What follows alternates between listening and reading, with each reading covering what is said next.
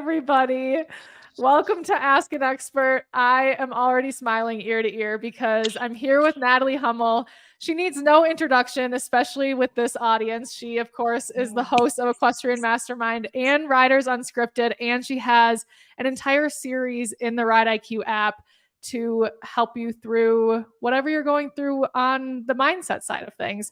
I'll do more of an introduction for the recording after the fact, but for now, I just want to jump in. And first thing I'll say is, Natalie, thank you so much for doing this. I know you have like group work after this, and you have a lot going on over there. So thank you for giving us this hour to share more of your expertise. Oh my gosh, yeah, I'm so excited to be here. It's always so fun. It's so fun. Kinsey and I trade off hosting Ask an Expert now, and we were bartering who got to host this week. So I'm doing 2 weeks in a row. I won. Wow. And I'm so happy. But I think today we'll get into all sorts of things. We have questions that we've gotten ahead of time. For people who are here live, of course, feel free to interject or ask follow-up questions or new questions or anything that you have. And we'll get to those questions that were submitted ahead of time. But I also want to start just by, I think a lot of people are familiar with your work through the podcast, but it would also be helpful to hear your description of the work that you do, the purpose for it, and kind of the process you take people through. Okay. So really the work that I do and really focus on is I get your nervous system ready in an optimal position to compete or achieve, because not all my clients are athletes, but they tend to be. But it's really getting your biology and your psychology on the same team, because as we're going through life and the human experience, sometimes those two things are at odds. What we consciously want to create and hope for and wish for are contradictory to what our nervous system can support. And so a lot of the times we go through life with it feeling like one foot on the gas, one foot on the brake. And it's kind of this like feeling, and it can feel really frustrating. And currently our only tool is to work harder, and it doesn't work. And it actually kind of goes against our biology even more. And then once we work harder and harder and harder, and then it doesn't work, then we make a lot of meaning about what that means about ourselves.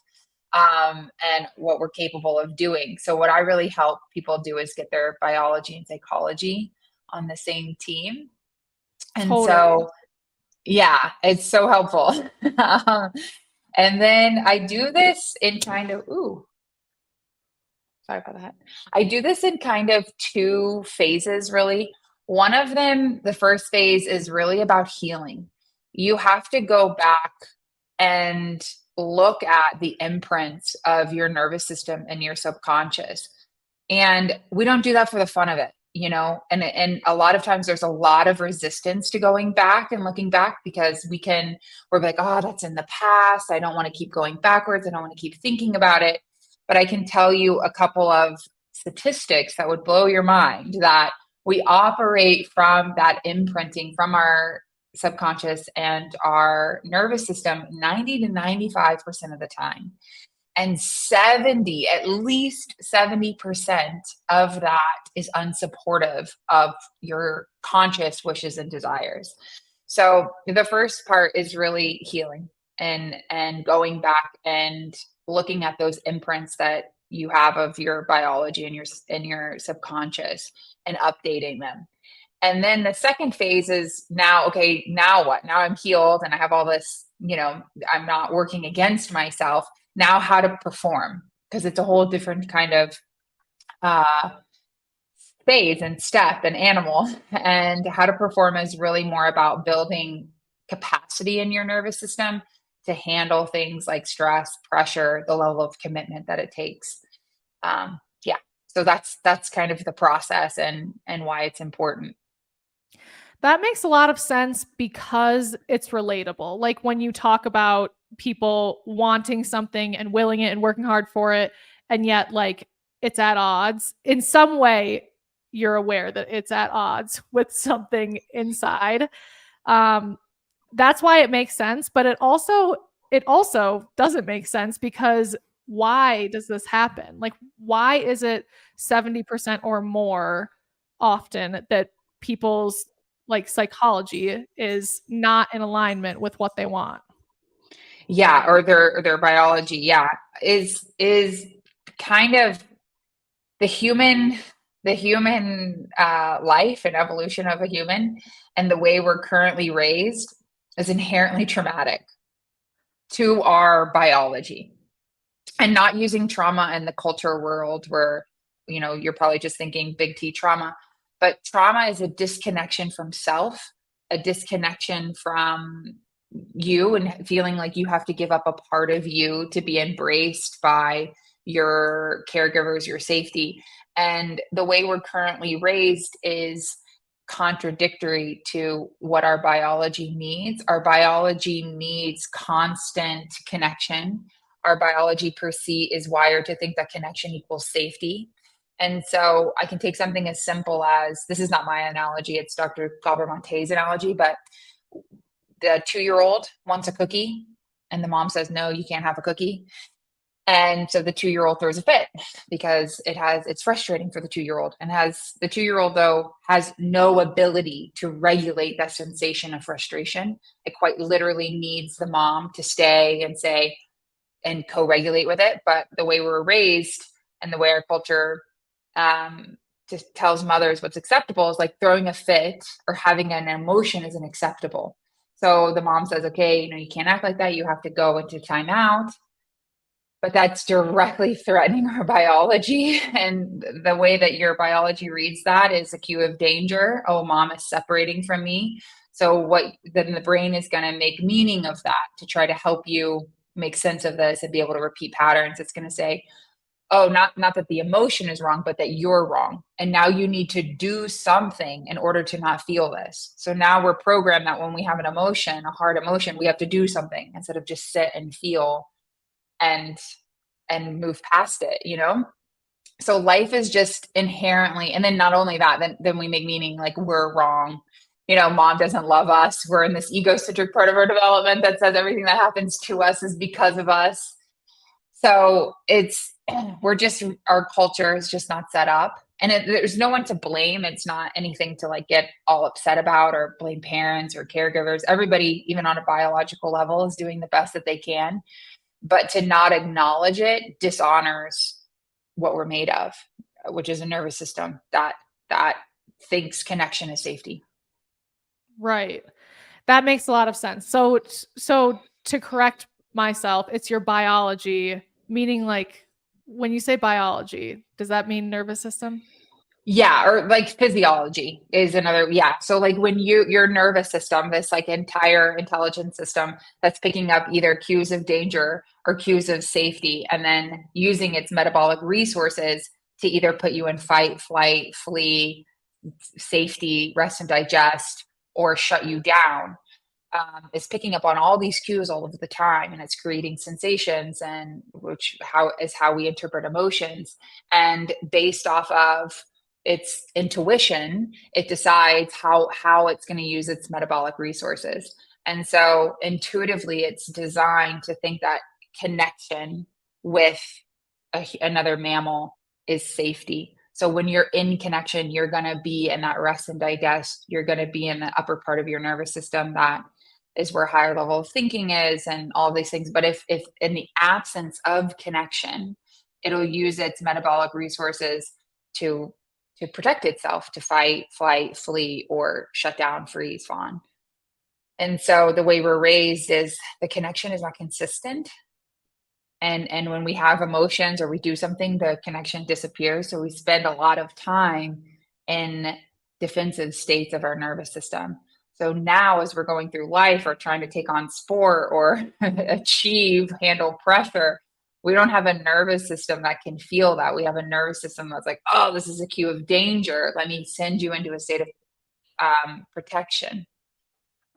Yes. And for people who are giving it their all and they have this thing working against them, it really is, I'm sure, life-changing for people to do this work and kind of be released of that misalignment. It also sounds like kind of a lot to embark on as a person, because I mean, a lot of this, it seems like, is in existence because of protecting oneself. And when you talk about like looking at your childhood and what the trauma's been and really healing from it, that sounds like something that could be intimidating to people. So I would love to hear you talk, just kind of like help people release those fears. I think part of it's probably just like it's what you have to do to get to the other side. There's not like quick fixes. But I'm also curious if like once you do that healing, for the most part, if that work is kind of like done and then you can focus on the performing. Like, are you focusing almost entirely on the performing because you've done the healing work? That was a lot. I'm sorry.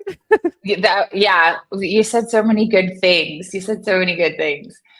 What was the first one though? Like, it Just seems that it's overwhelming scary at to first. embark on. It's Yeah, like it's like if it someone's is. coming to you because they are maybe like an anxious rider, and then they hear like, well, you're gonna have to heal from your childhood. They're like, oh, that sounds hard. That sounds as hard as what I'm going through. That's hilarious. That probably does happen. But I will say it gets to the point where you've tried everything, and that, like, kind of like a rock bottom. I mean, not really. Like, a rock bottom can look any way, but it's like you've exhausted everything.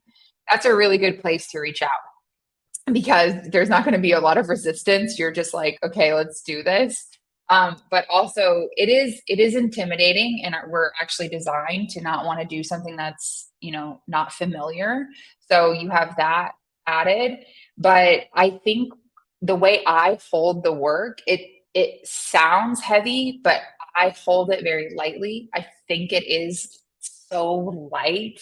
I mean, I will be like just the session before, we were talking about childhood trauma and how her dad didn't let her, if she didn't get it on the first try, her dad got really frustrated and just took it. And we're just like cracking up, and like talk about it. And then we can go a little bit deeper, and then it's relief. Like, it isn't how I hold it anyways. It's not so heavy. I know where you're going.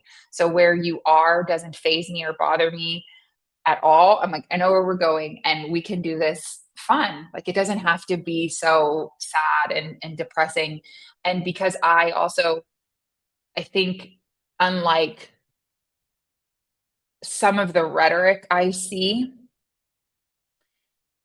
about healing work and trauma therapy and all the rest of it, there's really no one to blame. And we're not, and it's really just full responsibility of misunderstandings, how you perceive things when you were younger. And so when you hold it that way, it tends to feel a lot lighter. And the feedback loop is so short. Like this, you can feel the lightness after one session. You can feel how differently your body feels, you mentally feel. Like, the load gets so much lighter after one session. It's like, okay. So the first session might be like, oh my God, no. Totally. But then once you're in it, it's the feedback loop is so short. You're like addicted. And so rewarding. Yeah. Yeah. Well, it's like, what else can we get out of here? Totally. What? I've just been going through life like this. Like, what? Totally. Yeah. So, and then your second question was, once you do the deep work, do you have to keep going back to it? Yeah. Like, once you've done the healing, is that kind of done? Kind of. Yeah. There gets to be a point I've noticed in a pattern with myself and with like my longest standing clients, that there gets to be a point where you don't need to look back anymore, and you've accepted it all. You've seen every misunderstanding. You've been able to update it with a higher truth. You've forgiven anything that needs to be forgiven. There's just like this level of acceptance and okayness, and also a complete feeling of limitlessness. So that the attention doesn't seem to focus on the past. It's not that things don't happen in the present day, but because there's no like reservoir of stuff, it's all been kind of released. You can just kind of deal with today. today. And that's why I kind of like talk about it in two phases. Like it's a healing and then, okay, now how do we cultivate what we want in life and how do we perform at our best? It really is two different things. And with myself, when I'm having like a trigger or, just anything that's coming up now, I don't think back anymore. I'm just like, I just do nervous system work. I'm like, okay, can you feel it? Move through it. Yeah. Yeah. That is like, that's the picture of healthy to me, like Yeah. having the tools and experiencing relief and kind of like, I think I understand why you have to do that initial work, because otherwise you feel like you mentioned a lot of people come to this work having exhausted other resources. And I feel like it's because they really need their hand held through the healing part, probably. Yeah, and we all need to heal. Like, I mean, I can relate to thinking that I didn't. I always say this, like before I actually, like, I mean, I was studying psychology, I had done research, I was already, enrolled in a PhD program, and I was like, I don't need to heal. Like, I mean, nothing from learning typical psychology made me believe like, oh, I need to heal, or oh, I need to look in my past. I kind of thought from my conscious mind, looking back at the past, like, why do I need to go back? Like, I'm okay. I'm trying to go forward. Totally. Um, yeah, but you do. All of us do, just because of what we talked about before, just because of these nervous systems. Right. You mentioned rhetoric around things like healing or trauma, and it sounded like there are possibly like some misconceptions swirling around out there.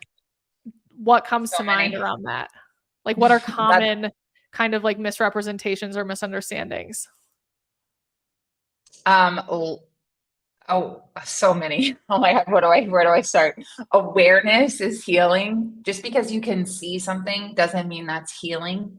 I think we can like get used to getting these like quick bites of information, and now we have the awareness. Oh, that's why. But that's not it. We have to actually go back and feel the things, create the safety.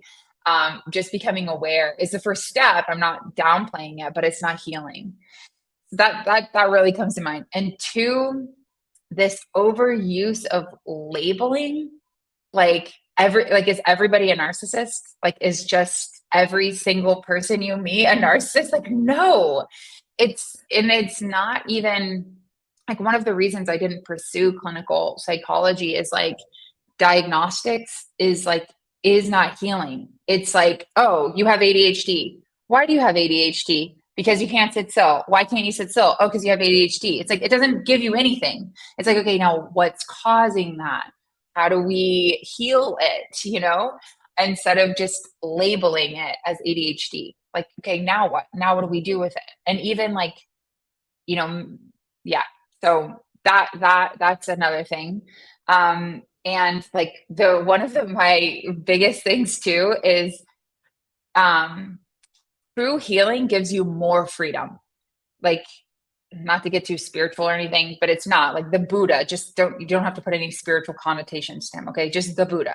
But he said, when I healed and when I set myself free, I set the entire world free. And what he meant by that was, now that I am totally okay and in acceptance, I don't need you to be any other way than you are. And I don't need the world to be any other way than it is. And so all of these rhetorics around like boundaries and like really harsh kind of ultimatum-y things, that's like the opposite of healing. If you're approaching people and thinking like, how can I boundary this relationship? You're really stuck. That's not freedom. That's not healing. You want to be able to like know that you can hold yourself through anything and move through things with like grace and love, not more fear and force. Wow, that in itself is such a shift. And it is such a more positive energy to be putting toward how you operate, like versus like, here's all the walls I can put up to try to like stay safe. It's actually, I have to admit, one of my questions was, I think it literally said the word boundary. Like, what are the boundaries that you put in place in your life to protect? Like, I was thinking of things like notifications or social media to kind of protect your state of normalcy. And I guess I'll rephrase that question and say, how does your life look different after doing this work versus before doing this work? Well, first, we can use the word boundaries. We don't want to use it in a term of like I'm cutting you off because somehow, I can't. It's an avoidance strategy, the way most people talk about boundaries. But if we are just talking about boundaries in like kind of the truest sense of just like kind of bumper rails that like, help and support you. So social media is, it's addictive. We don't get mad at people that drink alcohol and then get drunk. Like that makes sense, right? You drink alcohol, you get drunk. Like that's the cause and effect. Instagram is set up as a fake form of dopamine and quick release. And so if you get on it, you're going to get addicted. You're going to get sucked in. Like it's just, the sooner we can accept that, then the sooner you can, set up ways and systems to help you with that. But like I have this app called Opal, and it completely blocks me from certain times. Like I can't get on it when I first wake up. I can't get on it 2 hours before I go to bed. And then it also has time limits. So I can't be on it for more than like 7 minutes at a time or something. And it just completely shuts down the app. And I have that for like all of the social media apps. And because it's addictive, like even in the best state, if I get on there or even just start responding to DMs or just start looking at things, like I will get sucked in. So it's created like really healthy. That's like one of the like best things I've ever done as far as like boundaries has been that. I bet. But Because 7 minutes sounds like, yeah, that's doable until you realize that like it's not that rare to be like 60 minutes in and be like, whoa, what just happened? And also now I want to buy something new. I'm worried about how my hair looks because I just saw someone else's hair is longer and now I think that's better. Like all the things. Or in this world, like how they get such a nice horse, all the things. all the things. Yeah, exactly. And I always say like we're really good at solving the wrong problems.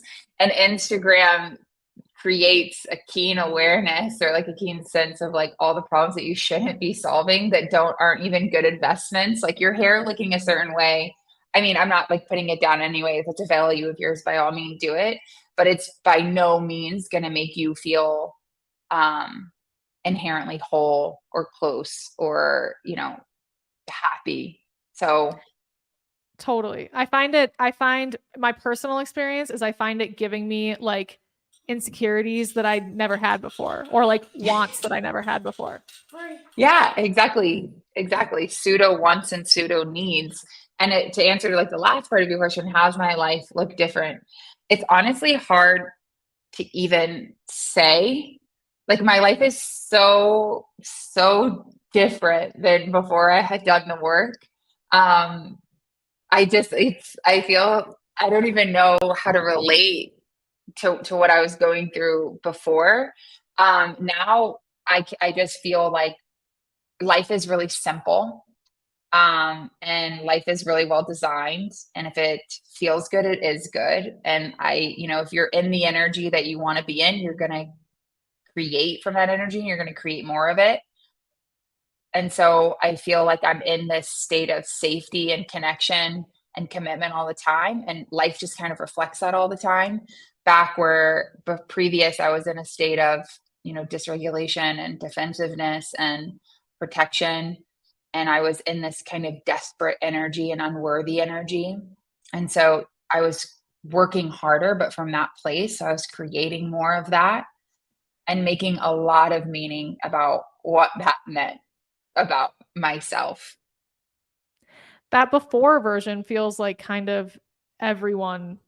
Like if you have it feels like everyone, unless you've done this work, it just is the norm of how people operate. What was your first step into the change? Like, was it a retreat? Like, did you exhaust kind of other avenues and find yourself like, what kind of like tipped you into all of the learning that you ultimately did?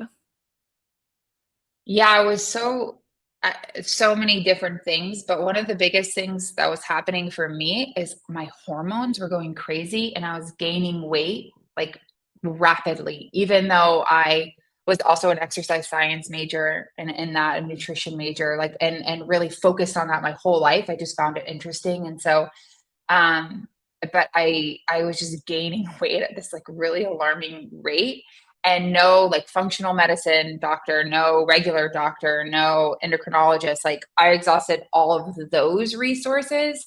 And I was working with a functional medicine doctor who worked with a lot of athletes before, and a lot of women athletes, and a lot of women athletes that focused really high on like being a certain weight, or really kind of disordered eating habits and exercise patterns, which I definitely had. And he was like, I'm recognizing this trend that they all have like repressed emotions. And I was like, that's interesting. And he's like, did anything happen like in your childhood? And I was like, well, lots happened, but I'm like a really happy person, you know? And he was like, yeah, I know, but I'm just noticing this trend. So, anyways, that's what kind of sparked it. And then I noticed the more I healed and the more I focused on, so then that kind of brought me down. Okay, well, then like what controls emotions? And then I landed on the nervous system. And then so I noticed in my own healing, the more I focused on creating a healthy nervous system, the more my weight just automatically shifted. Which I had been like weighing lettuce before, you Oh my know? God. And so now I'm just like eating, not whatever I want. I eat particularly, but like basically whatever I want, whatever I want. And like, I'm not a supermodel, but I'm nowhere near where I was before. So it's just interesting. And then I just noticed like how much more energy I had, how I didn't have brain fog anymore, how I just naturally moved my body. I didn't have to like schedule like 10K runs every day and CrossFit. And, it just like things just became so simple and clear and easy. And so that just kind of, again, the feedback loop is so short. It's like, oh, Yeah. this is nice. Wow. Good for you though for like digging into that and starting to study based on this curiosity that you had around it, because that is a bigger commitment and much harder than like if I were to just be like, Natalie, hold my hand through all of this and teach me everything you know. That's a lot easier on my side than being like, I think I might be onto something and then like try to figure it out. So that's really interesting. That's not something that I knew actually. I mean, I think my whole life was like leading me to be exactly who I was, like trying to be a professional athlete myself, being quite athletic growing up in a lot of different sports, and just kind of getting obsessed with that. And then finally going back to school and being really obsessed with like psychology and having my own trauma and this, and then the whole hormone and weight thing. It was like this perfect combination, because when I was in school, and like I've said 100 times, when I was in school and even doing rotations with different doctors and like sitting, and I'm like, nobody's actually getting better. You keep like diagnosing and prescribing, or we keep sitting, when I was working with like a therapist, or apprenticing with a therapist, I was like, they keep coming in and we keep talking about the same thing and nothing is shifting. I was like, and I would talk to like my professors and this, and I'm like, nothing is like, this doesn't work. Like if we were just measuring results and like time invested, why do we keep investing in this? Like, this isn't working. And they would always be like, well, that's your path, like, forward, if you can figure out something. So then just with life and everything, it just kind of culminated into all this weird knowledge that actually goes really well together. Right. That's fascinating. So let's shift to equestrian sports a bit, and I Yeah. want to make sure I get to people's questions too. But let's start with the equestrians that you work with. What are some of the most common challenges that they like that are the reasons that they seek you out? I think if I'm looking at professional athletes, they're wanting, it's like they can't quite maintain a level of high performance that they would want for whatever reason. But that's where they come. Like, I can't quite maintain this level. And then amateurs, I would say, like anxiety, like they are getting really scared on their horse. They don't know their instincts versus their fear. It's all feeling very confusing. It's not fun anymore. it just feels like one big ball of anxiety now. Right. And I think that is helpful for people to hear. We've talked about this before on our previous Ask an Expert episode, but through doing Ride IQ, it has become so apparent to me that like confidence is one of the main things that people struggle with. And I've learned that through like one-on-one conversations and surveys that we've sent out. But and now our Facebook group is also a safe space to be sharing that sort of thing. But I think I was very unaware how common it was. But it makes sense, especially just because people have taken such different life paths, and many adult amateurs like took a break and came back to riding, and they feel different about all of it than when they were a kid and fearless or whatever it was. So I think I don't know, it's helpful to hear that you're not alone if you're feeling that. And we actually have a question that's right on the dot on that. So I'll start with that. It's from Amber. It's she did a too long didn't read short version of it, but I'm going to read the whole thing. She said, I'm sure there's more to unpack here than I realized, but I can't imagine I'm the only one dealing with show nerves. That differs for a lot of people, but specifically for me, I get incredibly nervous on cross country because I've had numerous bad experiences, particularly at events. Example, I haven't been thrown off or ended up in the hospital or had surgery unplanned because of something that happened in schooling, but that's the type of thing that's happened at an event. My horse can get incredibly anxious on cross country, and I know he feeds off of me, so I'm not helping. We've come a long way and have had successful events, but my nerves still want to take over, and I'm not riding the way that I need to for either of us. I don't get this way during schooling because I'm not expecting anything bad to happen. I guess the short version of this question is, how do I deal with show nerves that stem from past bad experiences? I'm not expecting anything bad to happen. That's it. That's it. So your nervous system is picking up on this cue of danger and it's trying to protect you from it. And then what's also happening then is because of that, you're going into a protective state where you can't access your proper instincts, muscle memory, higher levels of thinking. So it's if it feels hard, it's because it is hard. And you really have to look at, so I wish I could give you like a gimmicky, like take these 3 steps, but it's not. You have to look at so many different things. One of the biggest things is like, what don't you want to have happen? What my biggest fear about cross country in a show is, what is that you'll mess up, and what does go wrong mean? Like, is it a physical thing? Is it an emotional thing? Like, because in our sport, there is a very real physical danger component to it. But actually your nervous system can handle that. It's the emotional things that are taking you out of the game. And so you have to look at what you're making it mean about you. Like, what's the one fear you have around it? And then what would you make that mean about yourself? That you're a failure, that you're not good enough. Those are the biggest things. And it would basically all boil down to, you're not good enough. And then even though that doesn't feel appropriate to be having that response, if just cross country doesn't go well, it'll feel really familiar. This isn't the first time you felt this before. This is like a deep thing in your nervous system imprint. And so it's like, when did I feel that before? And how can you go back to that context of when it happened before and support that part? Like, another thing that is really helpful is, so okay, that's like the how to heal part. Okay, so phase 1, you need to do that.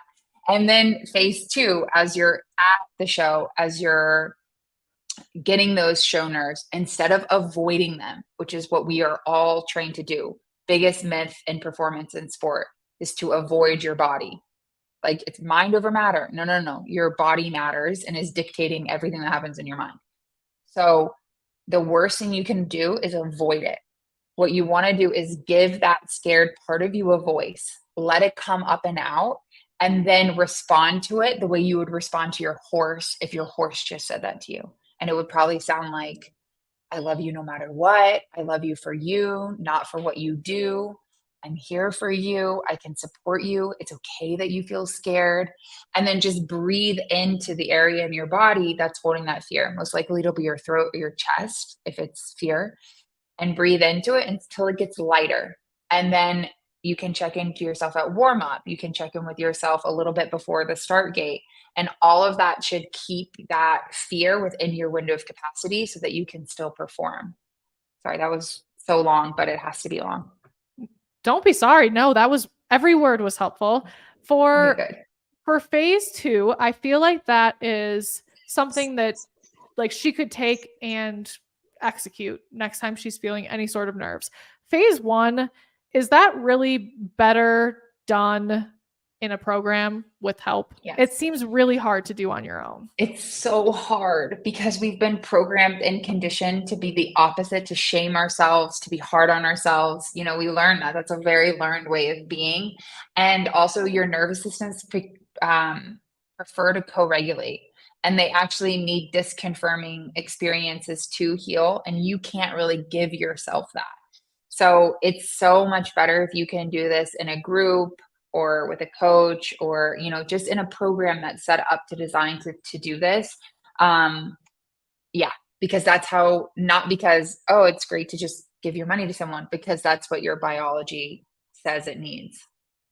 Yeah, that I heard that a lot throughout the podcast that you did too. Like it is so necessary to give the perspective or response that is unexpected from we'll call them the client, from the client's mindset, and like help take you on a different path and help you start considering something different. I can't really imagine doing it alone. On that note, if somebody is like, okay, it's time, I want to I want to get some help with the healing part of it. One, are you taking on new clients right now? And two, if not, what is this work called? Because I or how does somebody find the right person? Because like you said, there's a lot of work being done that has no results. So like my only thing is like Natalie or bust. And maybe that's it. I know.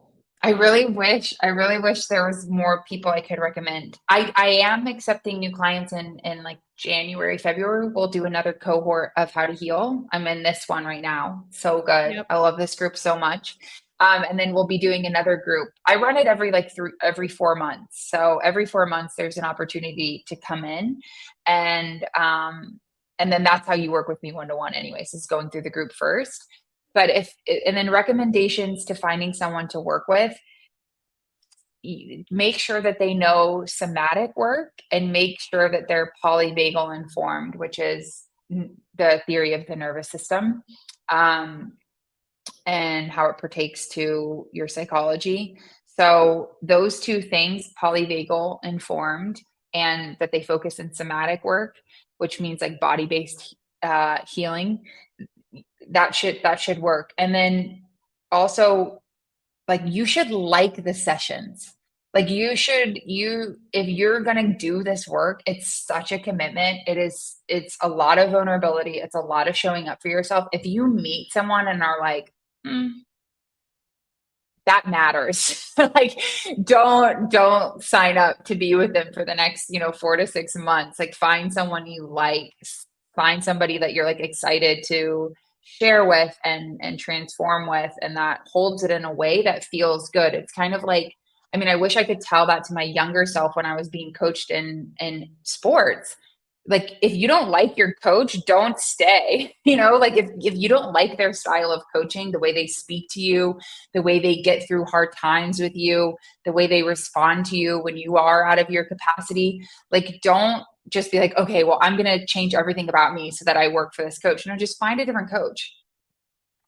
I'm sure somebody listening needed to hear that part too, which is kind of like it's kind of tangential to exactly what we're talking about. If you interpret it like, if your riding coach is not a good fit for you, you have permission to find someone new. And that permission is really nice. And I feel like not common enough. Like, I think that a lot of times when you talk about working with a coach or therapist, there is this idea that you need to like really stick it out to understand if you guys are a good fit. And that can just leave a person feeling so deflated. Like, I'm spending so much, like, honestly, it So feeds the much feelings money. of unworthiness and And the self-worth. worthiness. Like, yeah, I can't Yeah. even do this right.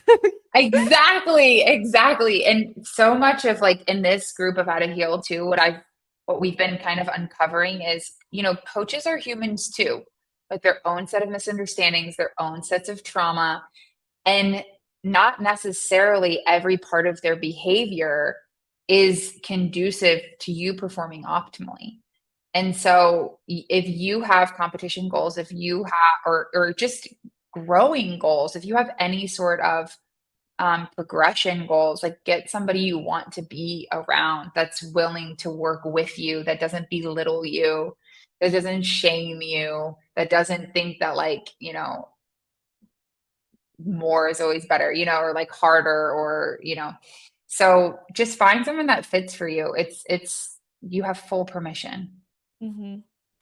When you look back at the How to Heal groups that you've done, or even the one that you're in, are there any like transformations that come to mind that just especially like warm your heart to give people an All of them. idea of all of them? Yeah, I'm sure. I'm sure it's just like so fulfilling.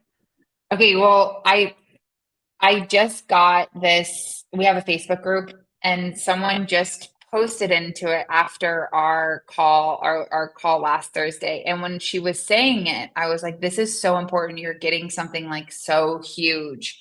And she was really feeling like her coach makes her feel like she's not enough, like even, specific things, and that she should be able to do this already, and there's something wrong with her. And all of these things. And what we've really worked on is like fear happens, anxiety happens. Like, how do we embrace it? How do we move forward instead of just getting stuck in this, I should be different. Well, you're not.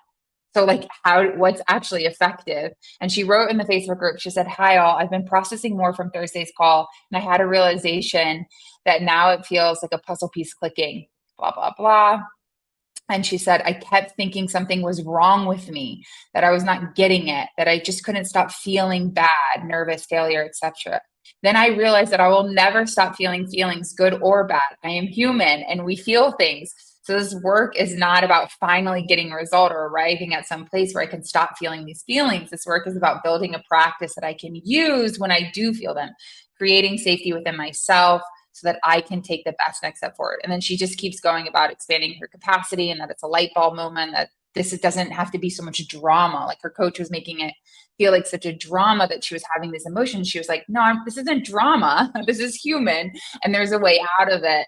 And she's just like, I'm finally feeling like I'm exactly where I need to be. I'm already on the correct path, doing what I need to do and my best right now. And she's just saying each time I practice it, I can feel it more and I'm getting better. And I mean, when I got that, I was just like, that's everything. Because yes, of course, that'll affect riding. Of course, it already has. Like she wasn't able to go on even like hacks on this new horse. And now she's like hacking around and doing all this cool stuff. But that affects everything. Like we so shame ourselves for being where we are and an attempt to make us better, but shame doesn't work. And it's like the worst tool. It just doesn't work. And when you actually have a tool that works, that says like, oh, I can embrace these things that are happening, like stop arguing with reality. This is happening. This is how your human self is showing up. And having the tools to like embrace that, not make it wrong, and then actually get better. It's like, I just love it. Yeah. Then the way you describe it, it's like then you're safe all the time instead of judging yourself all the time. And like what a different life experience that is. I mean, That's that's fascinating. perfect what you just said. And then even one of the things is about insourcing versus outsourcing. Like we're looking to the outside world constantly to reflect back that you're okay, you're safe. And so when the world isn't reflecting that, or the world feels difficult or whatever it is, we're in such a vulnerable place. We don't feel safe, and then we resort to shame. But when you can really learn how to insource your own safety, not only do you then ditch the defensive patterns that are coming up, but also like you have so much freedom, such a different way Are of there, being. for people who, I mean, maybe they are like excited to be part of the January or February cohort, but in the meantime, or maybe that doesn't feel like the right fit for them, but they want to explore more. Are there books or podcasts or anything that you're like, here's kind of a way to start bridging where you are to doing the full process? Yeah, and the key word would be bridge, because again, awareness isn't healing. Mhm. But yeah, there's so many books that can help you start to digest what we're talking about. Like the myth of normal is coming up to me, but honestly, it's kind of a long and boring book. But if you've just listened to any podcast that has Gabor Mate in it, Dr. Gabor Mate, he basically gives you all the information that's in his book, and the book is like a textbook almost. So I would recommend any podcast with him in it. He really describes the nervous system, trauma, how it impacts us, and why we kind of all need to heal. That really sticks out to me. I don't I, I have slight issues with the holistic psychologist, and she does condense information really well. So any book by the holistic psychologist is really good. She takes really big concepts and she makes them really digestible, and it is a superpower of hers. I'm not like fully bought into her for different reasons, but that's a really good resource that I let people start with, or I suggest people start with. Yeah. Gabor Mate is Gabor, and his last name is Mate. Mate, for Uh-huh. anybody who's going to look that up. Okay, a couple more questions. This one sounds similar to the last one, but I want to read it just in case you have different input. So this is from Catherine, and she said, my dog is like So cute. scratching the bells on his collar constantly for the first time. Okay, And you Catherine. have a friendship bracelet. I have one right over there. Oh, you I noticed want to go that? get it. Yeah, I wanted Okay, to go get mine and show you. this is a little sneak peek. I've been making these, like, this says PYH, which is pat your horse. This says pat your horse. This one says eyes up. They're like Right They're IQ so friendship cute. bracelets. Um, I know, I really like them. And Kinsey and I are like, oh, should we make more of these so that like more people can have them, or is this a silly thing to be doing? But I do love It's so them. What cute. do yours say? Oh my gosh, hold on. It's right here. Let me get it. Yeah. It's so cute. Mine say Cheeto and Chi-Chi, which are Hannah Supernet's horses that she took to Maryland. And her Megan, who does the Magna Wave for the horses, who she's so smart, she's so cool. She like does what we're talking about, but for the horses. She made them for us, Oh my and God. I wore it the whole weekend. I even went to like a really fancy wedding and kept them on because they were like obviously giving such good luck. So I Seriously. kept them on. You need to wear those every time they show. That's It what we works. said. We're like, we're never taking these off. Oh my gosh, that's so cute. I love it too because it's something like a rider could wear this, it's something that a rider or a spectator could wear. So Okay, enough fun. about friendship bracelets. So Catherine said, my mare handled her first warm-up area really well, but I did not. I got very stressed and overwhelmed by people going in every direction and bolting horses and kids getting dragged around by ponies and green thoroughbreds, like my own going sideways as often as they go forward. It feels like my mental plan for a warm-up falls apart in this scenario. Do you have suggestions about how to handle this better next time? So much. Warm-ups are so funny. So also you mentioned mental plan. As much as that seems helpful, it's actually a block, because we're saying, okay, I have a plan so that it can go a certain way, but then we're putting our safety and our okayness in the plan, and then inevitably the plan doesn't go exactly how we want it to be. So if you have any plan, I mean, of course you're riding an animal, there's a certain amount of planning, but it needs to be held very flexibly. Like your best bet is to create safety in your nervous system so that you can show up present with your horse and think, okay, where the plan should be kind of like, where do I want to end this ride? But you can't create a plan until you sit on your horse and kind of see where you're starting. And then you just try to get as close to the plan or as close as the end goal as you can. So just a reframe in that is super helpful, because the more we get attached to it going an exact right way, the more we're going to get scattered when it doesn't go that way. And I can't tell you how many professionals, even, this is like one of the biggest things we work on. They walk a line, they say, this is how many strides, and then they land, but the horse didn't land exactly how they thought. And then they're trying to ride to their plan, but it's in make believe, like it's not in reality. And then they have a run out or a stop. And it's like, well, were you riding your horse or were you riding the plan? And actually one of the biggest things is like stay present, to be like, oh, it landed a little short. Okay, why don't I just like be where I am? Okay, it's best to wait and act. So anyways, that's a besides the point. But actually, and sports psychologists even really suggest to like visualize a plan. And in practice, it doesn't work. It gets you more rigid and more attached and more frazzled when that plan doesn't go well. The optimal place to be is present with an end goal, but how you get there is very flexible.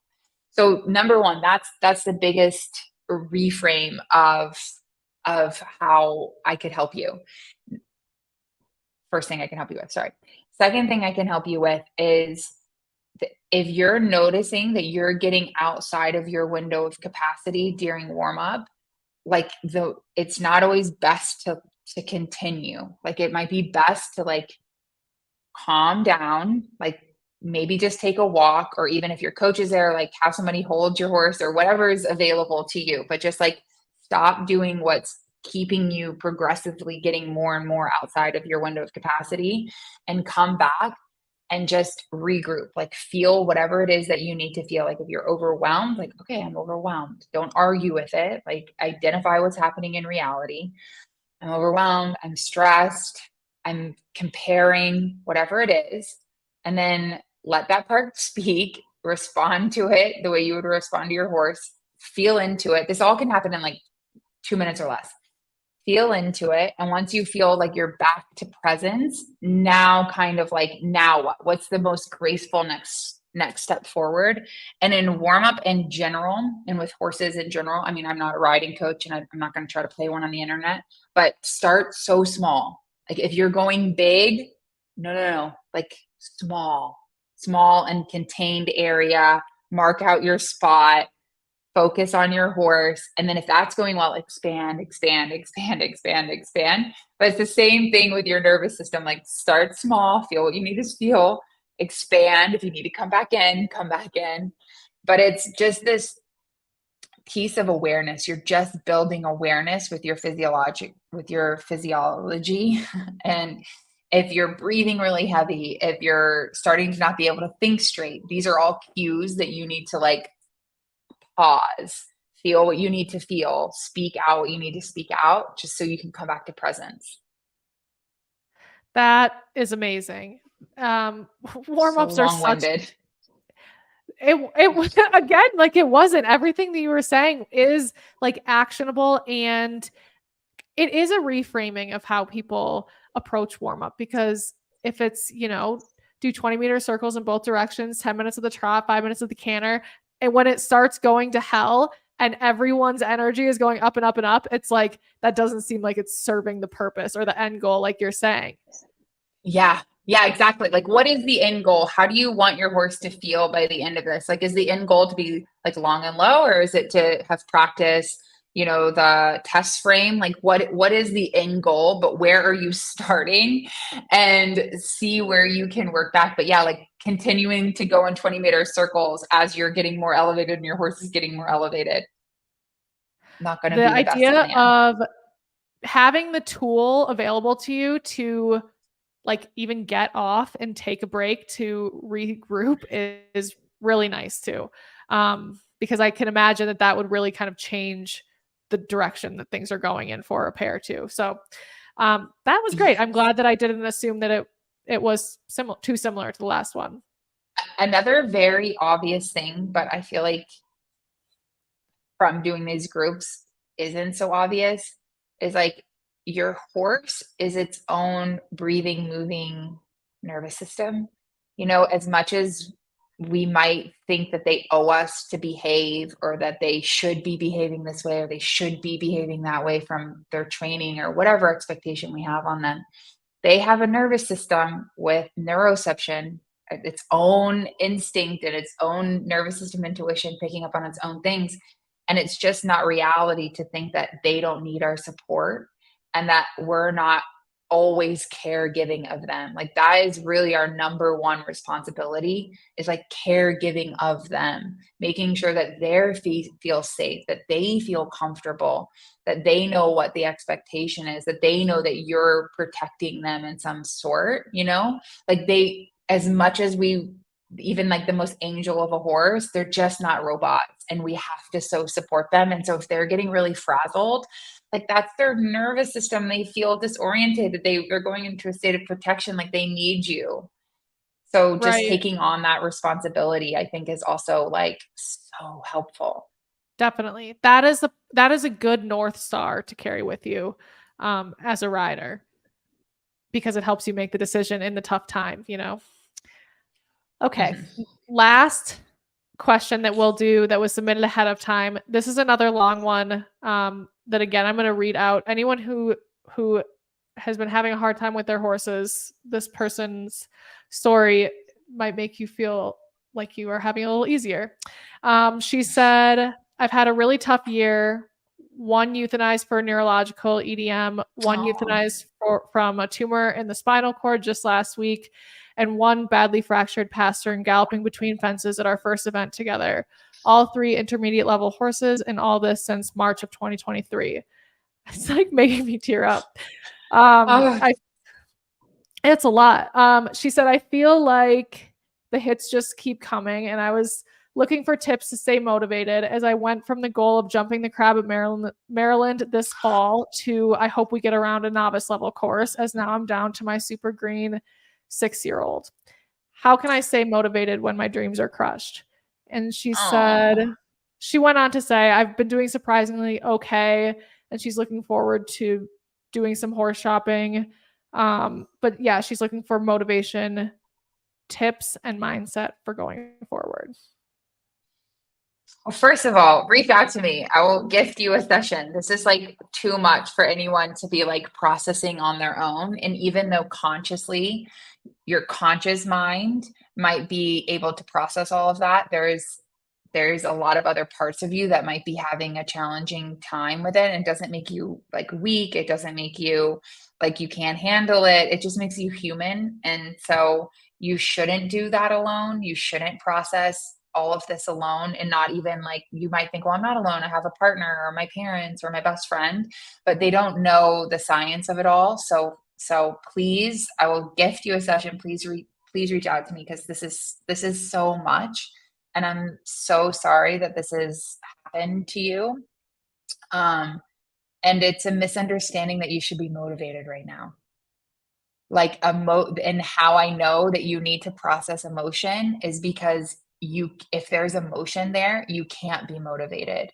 All of your resources are right now going to like shoving a beach ball underwater, and it's putting you in a defensive state. Like you only have three choices that dictate all of your feelings, thoughts, and behaviors. And one is safety and connection, which would make you feel motivated, flow state, like yeehaw. And then the next is going to make you feel like a shark, like you got to figure something out. You either got to have to attack something, or you have to run away from something. And the last thing, which I would assume that you're in, it just feels more of like a turtle, like lethargic, and it's going inward. And that's how I kind of know that you need help processing emotion. And that motivation doesn't live there. Why would it? Like evolutionary wise, if you were running away from a lion, or like weathering a big ice storm, why would it give you like motivation to achieve a dream? You know, like it's smart. It's just, we're designed really well. All of your resources are going to just go to survival right now, not progression. And that makes perfect sense with what you've been through. But if it, just to help you with any of that, if you do just, for whatever reason, want to do it alone, I would give yourself some time to say how does this make me feel? Like, where am I? How does this make me feel? And just like, if you can want to speak it out or write it out or voice note it out to yourself, like, how does it make me feel? And where do I feel these emotions? And can I just touch them? Like, not necessarily dive in them and really sit in them, but just like breathe into your body and touch it. And then I would say from there, you have to do those things first. From there, just reconnecting to your vision and to your bigger why. Like, I know Maryland and jumping the crab was a part of your vision, but it was one show in a bigger context. Like, what is the overall thing of your life that you want to achieve? Maryland would have been a step in that. And why, in reconnecting with the why that you want that. And that should give you a little boost of a re-enrollment to the vision. Why am I even doing this?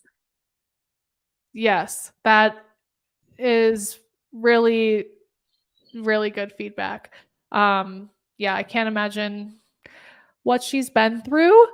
And I know that a lot of, being part of these sports, there are unexpected heartbreaks that are kind of inevitable if you're doing it long enough. So I'm sure that a lot of people can listen to that story and take what you said and put it to use.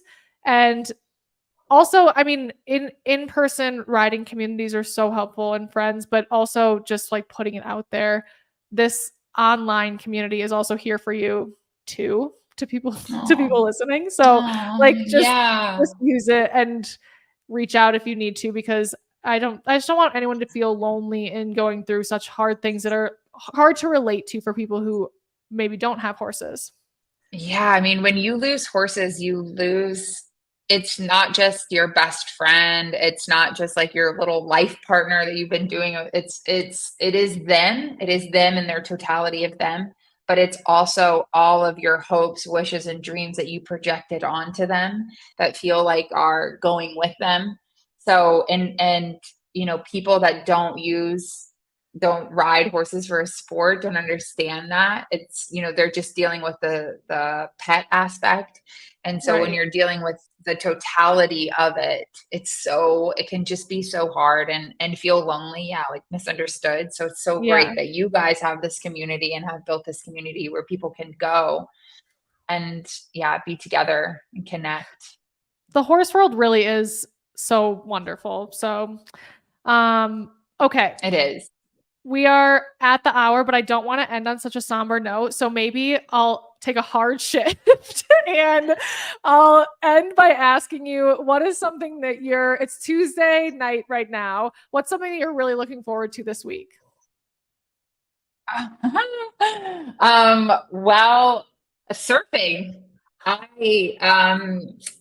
love performance in any type. I am like such a goal-oriented person and a performance-oriented person. And so I'm always, using my own tricks and tools on myself to try to get better, and mastery is such like a big thing for me. And surfing is really getting good. Like, I had such good sessions this week. Monday, the waves were huge, the biggest waves I've ever surfed, especially without a coach. And the session went so well. And then today I had this session where I went out and I couldn't read the wave and I wasn't catching anything. And there was a lot of people, and I could feel myself like slipping, like, okay, maybe I should just get out. And like, I don't know, like, my pattern is like, if I don't know immediately, then I start to panic. Like, if I'm not good at something immediately, it's like panic. And I just used my tools on myself and was like recommitted to what the goal was today and worked backward, just like I told the person in warm up. It's literally exactly what happened to me. Felt what I needed to feel. And I stayed in the game. And then I had like one of the best surfs of my life. And I figured out something about, because it was a different way that I hadn't surfed, and I figured out a different way of paddling in and catching it, and it was like working, and I was like, whoa. So I'm so excited to continue to do that. And if I added another thing, I have my group who I'm obsessed with on this afternoon and then Thursday afternoon. I really always look forward to being with them. That's so amazing. I'm sure they all feel that way too. And you're in Costa Rica, right? Yeah. Yeah. Right now. For anybody wondering where she's surfing. Yeah. Everybody watching can see, but there's a surfboard in the background, which is just the coolest thing. It's so fun. Natalie, you are wonderful and you inspire me and just are a person that I'm so grateful to know and get to learn from and get to be inspired by. Like, I feel like you really like help not nudge people, not pull people along, but like attract people in this really special direction and fulfilling direction and like life opening direction. So I'm so happy that we know you, and thank you for continuing to say yes to doing all of the things with us. Everybody listening, I'm sure, has listened to Equestrian Mastermind because I've seen the stats on it, and I think you've all listened to it twice at this point. But if you have not listened to the Equestrian Mastermind podcast, I should have said this at the beginning. Turn this off and go get started because you have a treat in for you. And Riders Unscripted is equally as amazing and will continue to come out. So thank you, Natalie, for everything. And Jessa, honestly, thank you so much too. And I totally receive what you're saying, and it means so much to me. But I really always have the best time with you, and we always have so much fun. And I think what you guys are doing in this community is so important. And I feel like your why and my why are so interconnected. And so it's such a privilege. And I feel so deeply grateful that I get to contribute and that you guys keep asking me. And it's such a privilege. So thank you for creating the space and bringing people together and just being like, you are such a light. And so thank you so much. That's so nice. We love each other, you guys. And we love all of you. Thank you guys for listening.